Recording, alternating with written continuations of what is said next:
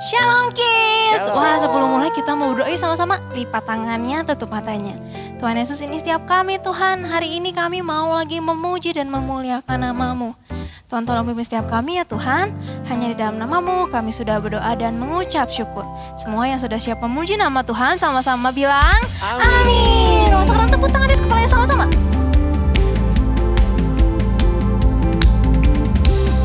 Nanti ikutin gerakan kakak ya sama-sama ya. Oke. Hey hey hey hey. Good job. Hey hey hey hey. Sukacita. Wah, good job. Sekarang kakak mau denger yang semuanya udah siap memberikan yang terbaik buat Tuhan. Sama-sama bilang yes. Wah, good job. Kalau gitu kita mau nyanyiin lagu ini ya dari awal. Bareng-bareng yuk sama-sama.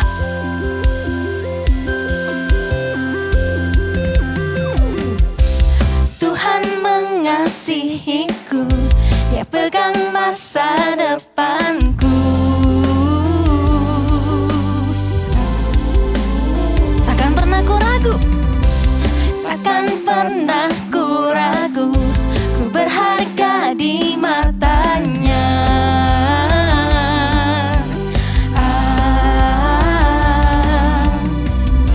Ku kan terus bertekun, mengejar semua harapku, mengejar semua citaku. Kesana dulu ya. Ku punya masa depan penuh harapan. Tuhan menjamin hidupku. Good job. Asal ku tetap setia, memandang terus ke depan. Ku yakin Tuhan menopang hidupku. Wah, good job. Tepuk tangan di atas kepala. Dari awal lagi ya.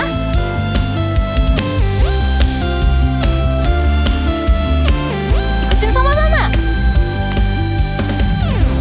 Tuhan mengasihiku, Dia pegang masa depanku. Takkan pernah ku ragu, takkan pernah Ku ragu, ku berharga di matanya. di matanya. Good job.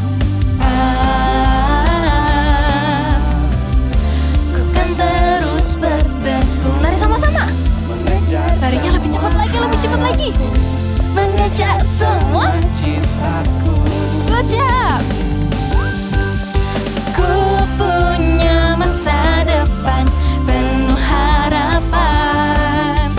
Tuhan Jamin sampai bawah terus. Asal ku tetap setia, memandang terus ke depan. Ku yakin Tuhan menopang hidupku. Lagi ya sama-sama. Ku punya masa depan penuh harapan. Sampai bawah lagi ya. Tuhan menjamin hidupku. Good job. Asal ku tetap setia, memandang terus ke depan. Ku yakin Tuhan menopang hidupku. Bisa ya sekali lagi, come on. Ku punya masa depan. Penuh harapan. Sampai bawah lagi. Jamin hidupku. Asal ku tetap setia, asal ku tetap setia, memandang terus ke depan. Ku yakin Tuhan menopang hidupku. Ku kan berlari mengejar citaku.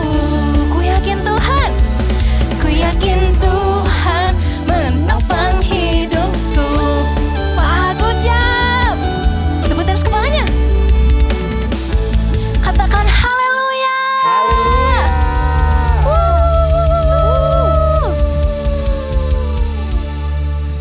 Wow, good job kids. Semuanya nari dengan semangat. Nah, kita percaya ya kalau Tuhan Yesus itu bisa melakukan segala hal.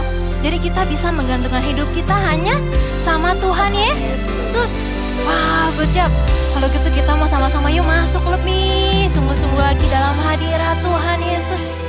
Tutup matamu, angkat tanganmu.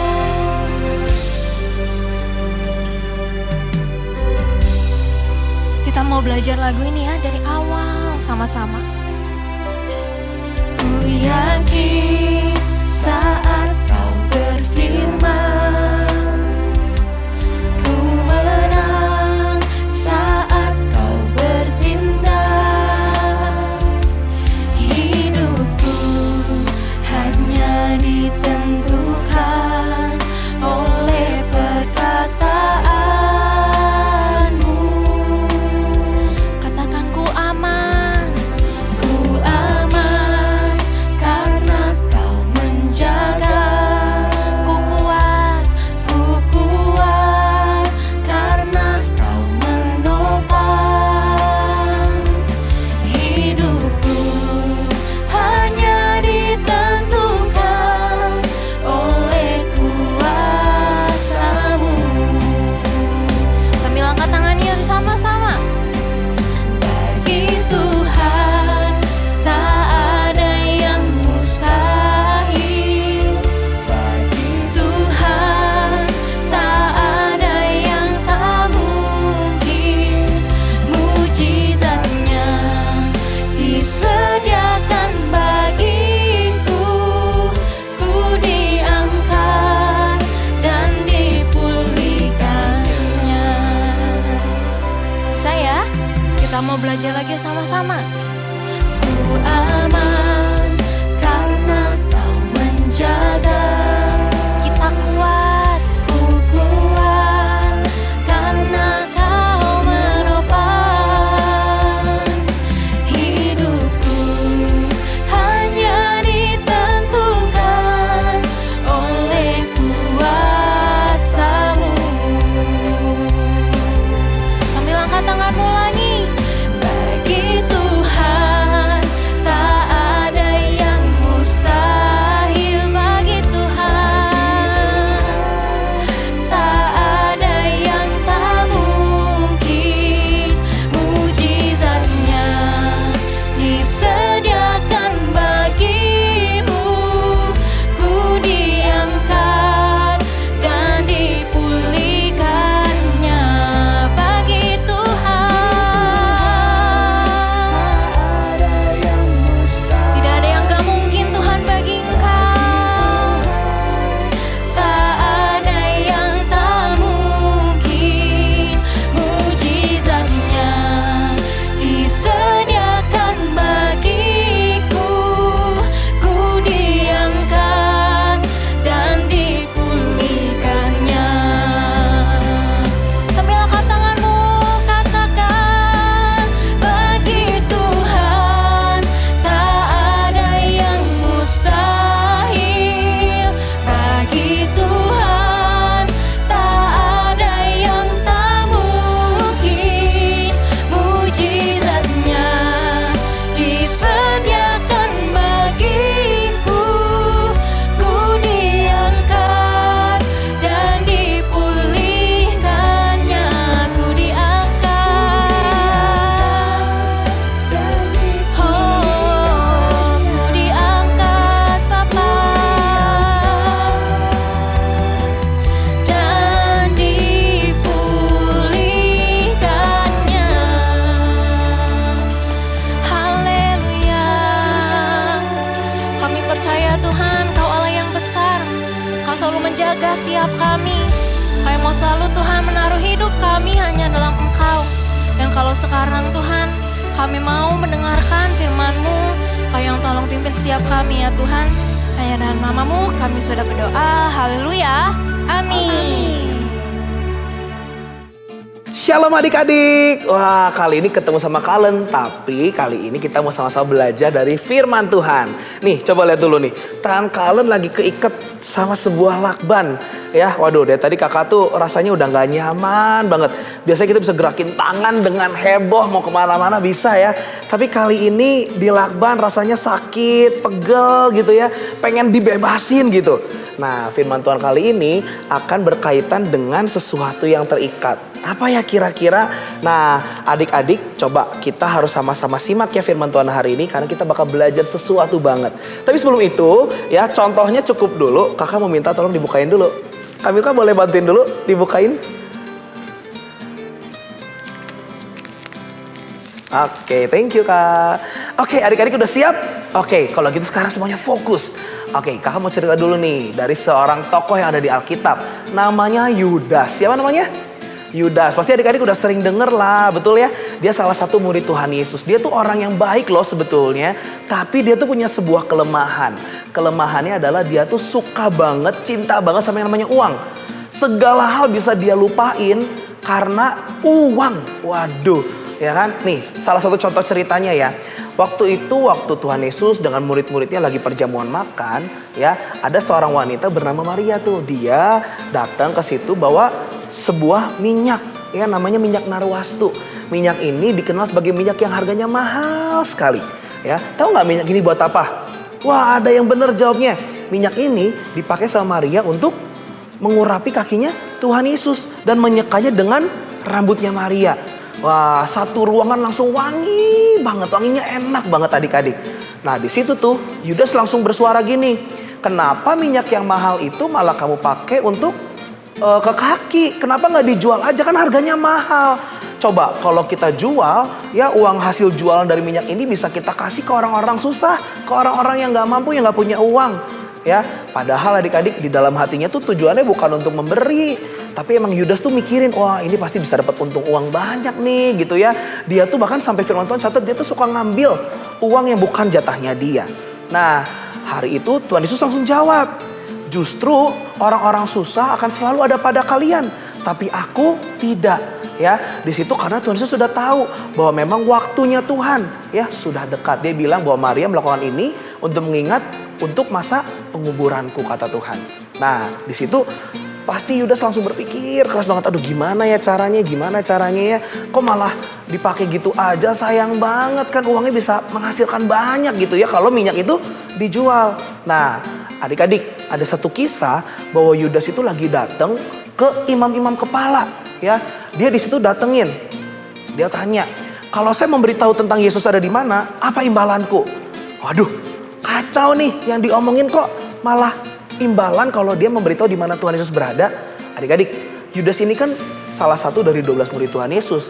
Dia di situ juga lagi dalam kondisi tahu banget nih Tuhan Yesus dan murid-murid yang lain lagi ada di mana, ya. Dan singkat cerita, para imam-imam kepala kasih sebuah jawaban. Oke, kalau kamu kasih tahu di mana Yesus, ya, untuk diserahkan, aku memberi kamu 30 keping perak. Wah, ada transaksi di situ adik-adik. Ya, jadi Yudas kasih tahu dan dia bilang, oke, nanti prajurit kamu ikut aku. Nanti aku akan kasih kode mana yang namanya Yesus. Singkat cerita, Tuhan Yesus diserahkan kepada kumpulan prajurit yang besar yang datang menjemput Tuhan Yesus. Dan akhirnya kita tahu bahwa Tuhan Yesus harus berkorban bagi setiap kita di atas kayu salib. Nah, di situ adik-adik baru tahu Yudas bahwa aduh menyesal banget ya. Karena 30 keping perak dia harus menyerahkan Tuhan Yesus. Dia hanya sejenak terganggu sama aduh ini uang lumayan banget nih gitu ya. Wah, adik-adik, firman Tuhan hari ini coba kalau tadi kita simak bareng-bareng, kaitannya apa ya sama tadi adegan kakak terikat. Nah, terikat yang hari ini kita mau bahas adalah situasi terikat itu kan sebetulnya nggak enak ya. Pegel atau bahkan lama-lama bisa menyakitkan. Ini baru tangan nih, coba kalau kakak bisa gerakin tangan kayak gini kan lebih enak dibanding harus seharian. Pasti adik-adik juga nggak ada yang pernah dong satu harian tangannya diikat terus dari pagi sampai malam. Ada yang pernah? Nggak ada ya, karena jadi susah mau aktivitasnya. Nah, seringkali adik-adik kehidupan kita nih sebagai anak-anak Tuhan sebetulnya juga seringkali kayak lagi dalam kondisi yang terikat, tapi nggak terlihat. Bukan terikat sama lakban atau terikat dengan sebuah tali, bukan itu. Tapi terikat tentang apa sih? Terikat sama yang namanya dosa. Ya, kalau kayak tadi contohnya dari Yudas, dia terikat apa? Dia cinta akan uang. Firman Tuhan bilang akar segala kejahatan adalah cinta uang. Tuh buktinya. Tadi Yudas lupa sama segala hal. Bahkan sampai gurunya nih, Tuhan Yesus aja, dia serahkan karena uang 30 keping perak. Waduh, ini hal-hal yang harus sangat diperhatiin nih adik-adik. Ya, oh kak, aku mah nggak gitu kok sama uang gitu ya. Tapi kalau kita perhatiin yang lain gimana adik-adik? apakah kita lagi terikat sama dosa yang lain? Misalnya contoh, pernah yang namanya berbohong nggak? Wah, kakak juga pernah nih. Nah, biasanya kalau kita nggak berubah nih adik-adik, saat kita satu kali berbohong, kita akan memiliki bohong yang berikutnya. Terus kita belum berubah nih, belum bertobat. Nanti akan ada bohong lagi yang berikutnya. Akhirnya bohong lagi, bohong lagi, bohong lagi. Bohongnya jadi banyak banget adik-adik. Ya, tanpa sadar kita lagi terikat sama yang namanya dosa. Ya, aduh, mungkin gak kelihatan kayak tadi tangan kakak nih. Tapi sebetulnya ikatan tersebut bikin kita gak bisa lepas. Kayak tadi, udah bohong sekali, pasti ada bohong-bohong berikutnya. Atau mungkin ada gak di antara adik-adik yang lainnya mungkin pernah yang namanya ngelawan orang tua misalnya. Mama atau papa bilang A, kita bilang nggak mau, atau malah kita melakukan B gitu, sukanya melawan. Firman Tuhan kan ajar ini apa? Hormatilah ayah dan ibumu, ya kan? Kalau kita sering membantah, sering melawan, sebetulnya seperti apa? Kita terikat dengan dosa, kita tidak patuh sama orang tua kita adik-adik. Nah sebetulnya saat kita jadi tidak patuh, saat kita gak sesuai dengan firman Tuhan, kita tuh lagi terikat sama yang namanya dosa. Sesuatu yang mungkin sekarang ya masih oke lah, tapi lama-lama itu akan membuat kita sakit. Lama-lama kan bikin gak nyaman buat kita adik-adik, bikin kita sengsara. Ya, karena firman Tuhan bilang apa? Upah dosa adalah maut. Aduh, big no, gak mau banget pastinya adik-adik ya. Kakak juga gak mau. So kalau gitu kita harus terlepas dari ikatan-ikatan tersebut. Ya, dari dosa-dosa yang kita mungkin pernah lakukan kita harus terlepas, kita harus dibebaskan. Dan itu hanya bisa dilakukan di dalam nama Tuhan Yesus kita adik-adik. Ya, cara-cara simpelnya apa ya yang bisa kita pelajari? Coba, mungkin kita perlu wait for a minute. Ya, untuk tunggu beberapa saat. Maksudnya apa nih Kak? Coba waktu kita lagi diperhadapkan sama situasi nih. Misalnya, aduh ini udah mendesak banget. Takut dimarahin karena kita melakukan kesalahan. Apa bohong aja ya gitu ya. Nah, coba wait for a minute. Coba tunggu beberapa saat. Buat apa sih Kak? Tunggu untuk kita pikirin baik-baik ya. Apakah kalau kita berbohong nanti resikonya gimana? Kan tadi kakak udah bilang, kalau sekali bohong, biasa ada bohong berikutnya, ada bohong berikutnya. Wah, lebih gak akan beres-beres. Tapi kalau kita jujur nanti kena marah Kak. Gimana dong? Tapi saat kita jujur ini, kita bisa buka-bukaan dari apa yang kita lakukan tadi. Dan akhirnya mungkin masalah bisa lebih diatasi dengan solusi. Ya, mungkin kalau kita jujur sama papa akan bantu dengan sebuah solusi. Ya, jadi coba waktu kita lagi diperhadapkan dengan sebuah pilihan, aduh susah banget nih gitu ya. Coba wait for a minute. Kita pikirin dulu baik-baik. Mana yang lebih bijaksana kalau kita lakukan. Adik-adik mengerti nggak? Mengerti dong ya pastinya. Nah untuk sekarang yang kita udah terlanjur nih, pernah bohong, pernah nggak nurut sama orang tua, atau mungkin pernah terikat dengan dosa yang lain yang secara berkala dilakukan terus. Kita harus minta Tuhan untuk bebaskan.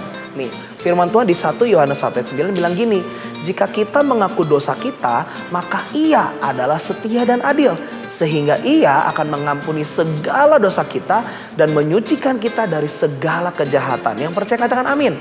So, kalau gitu, sekarang kita mau tutup firman Tuhan. Nanti kakak akan pimpin kita dalam doa. Kakak mau ajak adik-adik untuk mengaku dosanya ya di hadapan Tuhan Yesus. Tuhan Yesus akan menerima setiap doa adik-adik. Kalau adik-adik mau sungguh-sungguh bertobat. Yang mau katakan amin. Nanti kita berdoa sama-sama ya. Yuk sekarang lipat tangannya, tutup matanya. Ikuti doa kakak. Tuhan Yesus, terima kasih Tuhan untuk firman-Mu. Aku bersyukur kalau firman-Mu mengingatkanku. Saat ini aku mengaku setiap dosaku yang pernah aku lakukan. Ampuni aku ya Tuhan. Aku mau berubah. Aku mau hidup sesuai firman-Mu. Tuhan tolong, Tuhan pimpin agar aku bisa jadi anak-Mu yang melakukan firman-Mu. Di dalam nama Tuhan Yesus, Tuhan aku berdoa untuk setiap adik-adik. Saat ini Tuhan Kau dengar setiap seruan mereka. Biar kami boleh sama-sama belajar Tuhan untuk boleh jadi pelaku firman-Mu. Tuhan pimpin setiap kami. Hanya di dalam nama Tuhan Yesus yang percaya sama-sama kita katakan amin.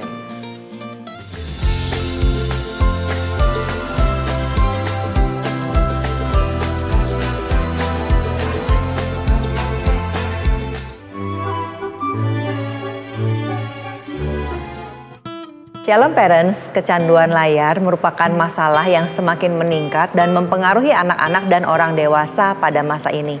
Waktu yang dihabiskan di depan layar secara berlebihan dapat membahayakan kesehatan dan interaksi sosial, jadi terhambat. Parents perlu mengenali tanda-tandanya dan mengambil tindakan yang dapat memulihkan keseimbangan di rumah kita. Mungkin situasi yang kita hadapi saat ini adalah sebagai berikut. Anak laki-laki kita mulai terpaku pada game di gadgetnya dan sulit untuk menariknya keluar dari game itu. Kemudian anak perempuan kita menghabiskan waktu berjam-jam dengan ponselnya, menelusuri media sosial. Apa yang sebenarnya sedang terjadi kepada anak-anak kita? Apakah hal ini yang dimaksudkan dengan kecanduan? Kecanduan adalah keinginan kuat untuk melakukan sesuatu yang terasa menyenangkan saat itu juga, tetapi berbahaya dalam jangka waktu yang panjang. Hal-hal seperti kecanduan narkoba, kecanduan alkohol, dan kecanduan layar seringkali muncul di dalam pikiran setiap pribadi yang menggunakan teknologi. Mereka yang kecanduan layar menggunakan teknologi secara berlebihan dan menjadi sangat tergantung kepada layar dalam kehidupan sehari-hari. Akibatnya mereka mengalami konsekuensi kesehatan yang serius dan negatif. Masalah muncul ketika anak-anak mengabaikan sekolah. Mereka tidak lagi tertarik kepada hobinya dan hubungan karena mereka menghabiskan terlalu banyak waktu di depan layar. Tanda-tanda tambahan dari kecanduan layar termasuk ketidakseimbangan fisik dan emosional serta ketidakmampuan untuk berhenti bahkan setelah berkali-kali mencoba. Media sosial dan game pada gadget termasuk aktivitas yang paling banyak membuat ketagihan. Aktivitas-aktivitas tersebut dirancang untuk menumbuhkan kecanduan layar pada penggunanya termasuk anak-anak. Tanpa disadari semua konten tersebut sudah terpapar dengan sesuatu yang sensasional, terlalu menghibur dan penuh kekerasan kepada anak-anak kita. Pada masa ini hampir setengah dari remaja mengatakan bahwa mereka menggunakan internet secara terus-menerus dengan YouTube sebagai platform yang paling banyak digunakan. 7 dari 10 remaja mengatakan bahwa mereka mengunjungi YouTube setiap hari, dengan 16% dari antaranya mengatakan bahwa mereka berada di situs tersebut secara terus-menerus. Anak-anak kita mungkin kecanduan layar jika terdapat tanda-tanda berikut. Seperti waktu bermain yang selalu minta diperpanjang, kemudian gagal untuk dihentikan, mengganggu waktu keluarga, menyelinap, berbohong untuk kembali dengan gadgetnya. Nilai sekolahnya menurun atau sering bertengkar tentang screen time dengan orang tuanya. Anak-anak yang kecanduan layar seringkali menderita insomnia, sakit punggung, kemudian berat badan yang naik atau turun tidak menentu, masalah penglihatan, sakit kepala, kecemasan, ada perasaan bersalah, dan terisolasi dari lingkungan sosial. Otak mereka, terutama korteks prefrontal yang bertanggung jawab untuk mengambil keputusan, kemudian pengendalian impuls dan pengaturan emosi belum berkembang dengan baik. Ironisnya, kecanduan layar bukan hanya masalah anak-anak. Ini adalah masalah yang meluas dan juga mempengaruhi orang tua. Rata-rata pengguna dewasa menghabiskan sekitar 2,5 jam di media sosial per harinya. Anak-anak bukan satu-satunya yang berselancar di postingan medsos, melihat reel, kemudian video. Ketika orang dewasa kecanduan layar, beberapa konsekuensinya juga serupa. Mereka mengalami kurang tidur, masalah berat badan, kemudian sakit kepala, timbul kecemasan, dan lain sebagainya. Inilah saatnya parents dan anak perlu membuat perubahan bersama untuk membatasi screen time. Membuat kesepakatan bersama mungkin merupakan langkah selanjutnya yang tepat. Inilah saatnya untuk mengambil langkah berikutnya menuju pemulihan dan kebebasan. Tidak ada waktu yang lebih baik daripada saat ini. Semakin lama kecanduan layar tidak diatasi, maka semakin sulit untuk menghentikannya. Jelaskan kepada anak bahwa parents telah mempelajari dan mengamati bahwa keadaan saat ini akan menjadi buruk bagi semua anggota keluarga. Dan parents tidak bisa membiarkannya begitu saja. Parents sangat peduli dan siap mendampingi mereka. Hal pertama yang dapat dilakukan adalah parents menjadi teladan dalam hal membatasi media sosial selama masa ini untuk mendukung anak dan menunjukkan kepada anak bahwa parents berada di pihak yang sama. Isi waktu luang yang ada dengan kegiatan keluarga dan bantu anak terhubung kembali dengan teman-teman di kehidupan nyatanya, melakukan hobi, olahraga, dan juga mengembangkan minat pribadi. Ketika anak mengalami lebih banyak hal yang memuaskan dan memberikan satu interaksi sosial dalam kehidupan nyata, maka daya tarik dunia digital akan kehilangan kekuatannya. Kita dapat membuat perubahan untuk menempatkan anak-anak kita kembali kepada jalur yang berbeda. Dengan waktu, mereka menggunakan layar yang mengarahkan mereka kepada kehidupan, bukan kepada kecanduan. Semangat parents, Tuhan Yesus memberkati.